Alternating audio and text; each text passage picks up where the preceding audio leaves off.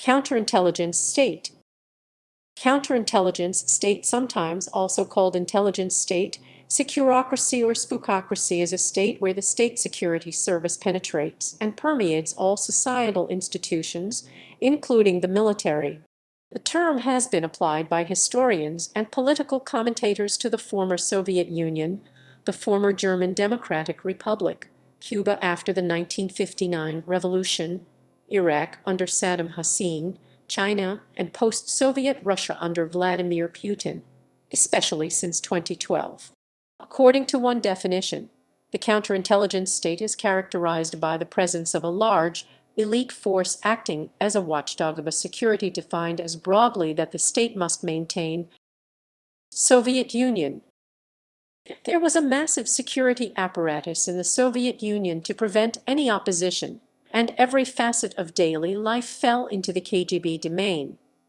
Undercover staff of the KGB included three major categories: the active reserve, the trusted contacts, or reliable people, and civilian informers or secret helpers. The active reserve included KGB officers with a military rank who worked undercover. Trusted contacts were high-placed civilians who collaborated with the KGB without signing any official working agreements, such as directors of personnel departments at various institutions, academics, deans, or writers and actors. Informers were citizens secretly recruited by the KGB, sometimes using forceful recruitment methods, such as blackmail. The precise number of people from various categories remains unknown, but one of the estimates was 11 million informers in the Soviet Union, or 1 out of every 18 adult citizens. Russian Federation.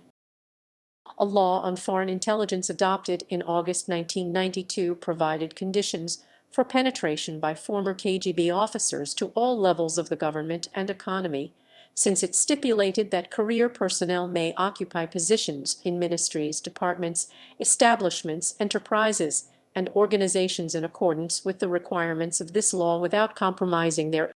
According to a Russian banker, all big companies have to put people from the security services on the board of directors. And we know that when Lubyanka calls, they have to answer them. A current FSB colonel explained that we must make sure that companies don't make decisions that are not in the interest of the state.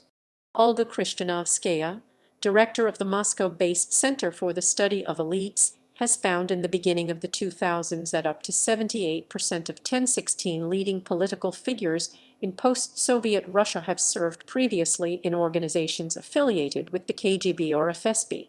She said, if in the Soviet period and the first post-Soviet period, the KGB and FSB people were mainly involved in security issues, now half are still involved in security, but the other half are involved in business, political parties, ingos, regional governments, even culture. Historian Yuri compared the takeover of Russian state by Siloviks with an imaginary scenario of the Gestapo coming to power in Germany after World War II. He noted a fundamental difference between the secret police and ordinary political parties, even totalitarian ones, such as the Soviet Communist Party. The Russian secret police organizations use various violent active measures. Hence, according to Felshtinsky, they killed Alexander Litvinenko and directed Russian apartment bombings and other terrorism acts in Russia to frighten the civilian population and achieve their political objectives. Former KGB officer Konstantin Preobrazhensky shares similar ideas. When asked how many people in Russia work in FSB, he replied, "Whole country. FSB owns everything, including Russian army and even own church, the Russian Orthodox Church." Putin managed to create a new social system in Russia.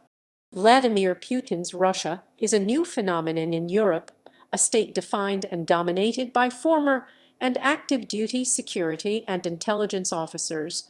Not even fascist Italy, Nazi Germany, or the Soviet Union, all undoubtedly much worse creations than Putin's government, or as top-heavy with intelligence talent, said intelligence expert Mark. Pakistan